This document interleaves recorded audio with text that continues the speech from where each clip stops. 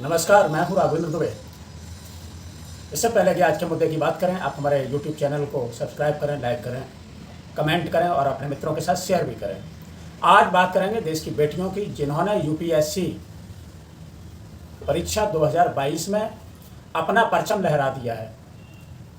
शीर्ष 10 में 6 बेटियों ने अपना परचम फहराया और उसमें से भी 4 जो टॉपर हैं, ग्रेटर नोएडा की इशिता किशोर, दूसरे नंबर पर बिहार के बक्सर की गरिमा लोहिया और तीसरे नंबर पर तेलंगाना की उमा हरित एन ने कब्जा किया है। वहीं चौथा नंबर है स्मृति मिश्रा का, जो मूल रूप से प्रयागराज की रहने वाली हैं लेकिन नोएडा में रहती हैं, लेकिन अभी दिल्ली में रह करके तैयारी कर रही थी।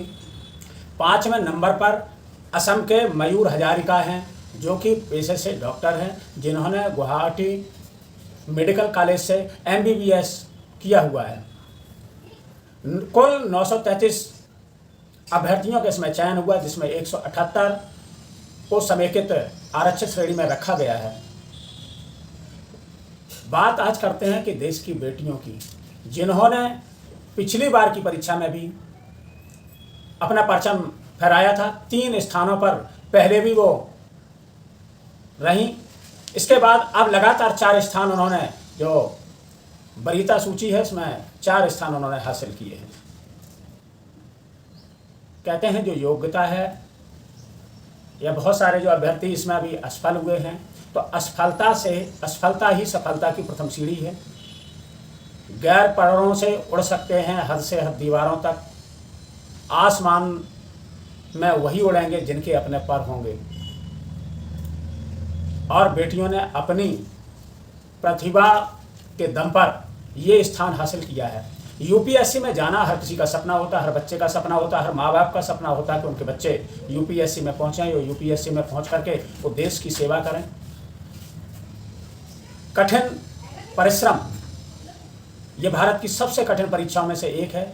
कठिन परीक्षा है जिसमें लाखों अभ्यर्थी इसमें भाग लेते हैं, लेकिन उसमें से बहुत ही कम 0.2% ही अभ्यर्थी उसमें सफल हो पाते हैं। असफलता का मतलब सफलता के लिए पूर्ण रूप से प्रयास नहीं किया गया, या ये भी कह सकते हैं असफलता ही सफलता का द्वार खोलती है। और वही हुआ, किसी ने अपने तीसरे प्रयास में, किसी ने अपने पहले प्रयास में ये स्थान हासिल किया। जो 933 अभ्यर्थी चुने गए, उसमें से 180 अभ्यर्थी IAS के लिए चयनित में भेजे जाएंगे, 38 IFS के लिए, विदेश सेवा के लिए, इंडियन फॉरेन सर्विस के लिए 200 उसमें IPS अधिकारी होंगे, और वहीं ग्रुप A के लिए 473 और ग्रुप B के लिए 131 नियुक्तियां होनी हैं।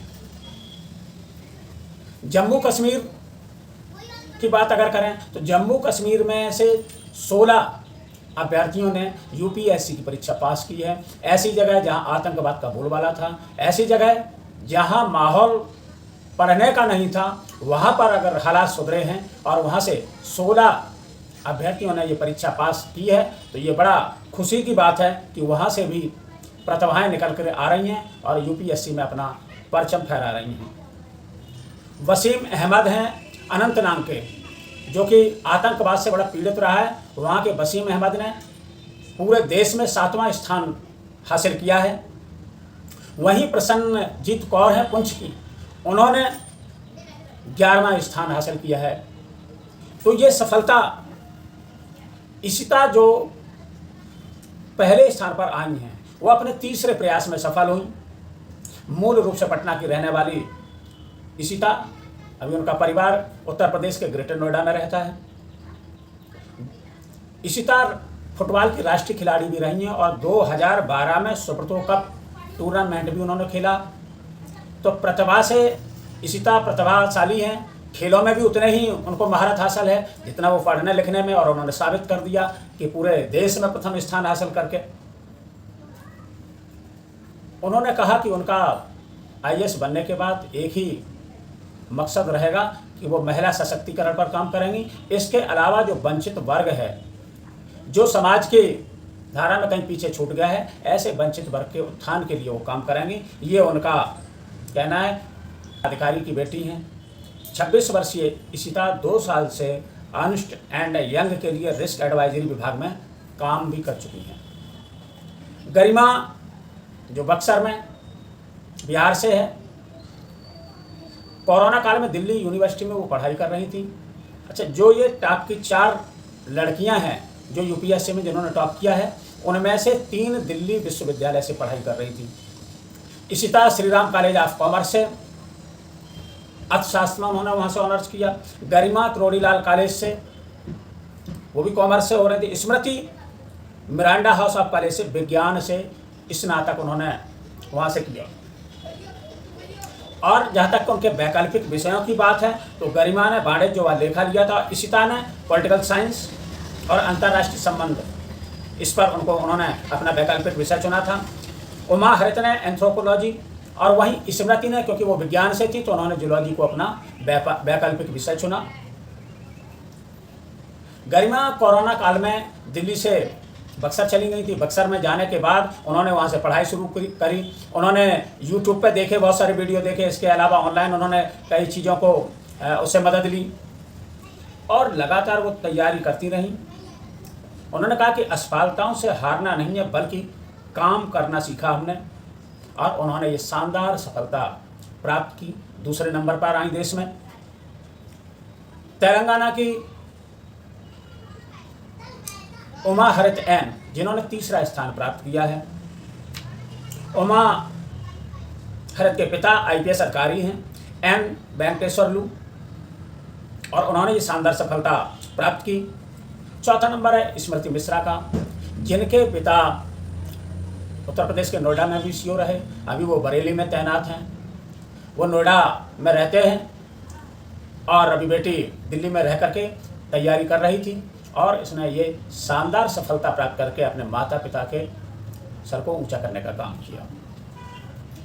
एक बड़ी बात और उन लोगों के लिए जो असफलताओं से डरते हैं, असफलता से ही सफलता की डगर प्राप्त होती है। लेकिन ऐसे व्यक्ति जो दिव्यांग थे, उन्होंने भी इस यूपीएससी की परीक्षा में सफलता का परचम लहराया।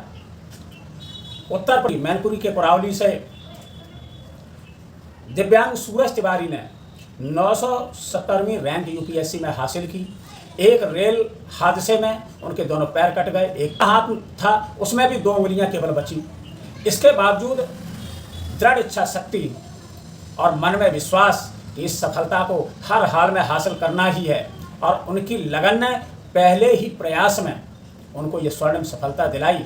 उनके पिता राजेश कुमार तिवारी, जो कि दर्जी का काम करते हैं, एक ऐसे हालात में जहां बहुत गरीबी थी, जहां संसाधनों का अभाव था, ऐसे में सूरज तिवारी ने जो सफलता का नया आयाम स्थापित किया, वो सभी के लिए प्रेरणा स्रोत होता है, सबके लिए एक प्रेरणादायक है कि उनसे लोग सीख सकते हैं। और लोग तो कह सकते हैं हमारे पास ये नहीं, उनके पास संसाधन भी नहीं थे, उनके पास उनका शारीरिक विकलांगता भी उनके इस सफलता के डगर में आड़े नहीं आई, वो भी रुकावट नहीं बनी। मन में इतना बड़ा दृढ़ संकल्प, इतना बड़ा विश्वास, जिसने उनको सफलता दिलाने का काम किया। हम बात करें वाराणसी के असवारी गांव के रोहित वर्मा की, जिनके पिता सब्जी बेचने का काम करते हैं, लेकिन जब मन में लगन हो और मन में विश्वास हो तो सफलता दूर नहीं रहती है। उन्होंने पूरे देश में 225वीं रैंक हासिल की। वहीं गौरी, जो ग्रेटर नोएडा में रहती हैं, उन्होंने पूरे देश में 47वीं रैंक हासिल की। उनके पिता 1985 बैच के आईएएस अधिकारी डॉक्टर प्रभात कुमार हैं। सेक्टर 39 नोएडा में वो रहते हैं। कुश मिश्रा ग्रेटर नोएडा से, उन्होंने 162वीं रैंक हासिल की है। ये पूरी सफलता की कहानी एक ऐसी यूपीएससी की परीक्षा जिसको बहुत ही कठिन माना जाता है, लेकिन इस असाध्य लक्ष्य को भी हासिल करने का जिसमें जज्बा था, जिन्होंने हट कर लिया, जिन्होंने प्रण कर लिया, उन्होंने इस सफलता को प्राप्त कर लिया। 1000 वर्ग ग्रह लाख आंधियाँ उठे, वो फूल खिल के रहेंगे जो खिलने वाले हैं, जिनमें दृढ़ इच्छा संकल्प है, वो निश्चित रूप से इसमें सफलता प्राप्त करेंगे। लेकिन जो अभ्यर्थी, जो बच्चे इसमें असफल हो गए हैं, उन्हें भी निराश होने की ज़रूरत नहीं है, क्योंकि बहुत सारे लोग हैं जिन्होंने अपने तीसरे, चौथे, 5वें, 7वें अंतिम प्रयास तक में उन्होंने ये सफलता हासिल की है। इन सफलता से ऐसे लोग जो दिव्यांग थे उन्होंने सफलता हासिल की, इनसे प्रेरणा लेने की ज़रूरत है कि सफलता के लिए मन में विश्वास, दृढ़ इच्छा, संकल्प शक्ति ये जब होगी तो निश्चित रूप से सफलता हमें ज़रूर मिलेगी। और सबसे बड़ी बात, जिन बेटियों को ये माना जाता था कि वो पढ़ लिख कर क्या करेंगी, पढ़ लिख करके क्या करना, केवल उनकी शादी करनी है, अब वो धारणा बदलने लगी है समाज में, क्योंकि बेटियां हर जगह अपना परचम फहरा रही हैं और लगता है लड़कों से ज़्यादा सफलता प्राप्त कर रही हैं।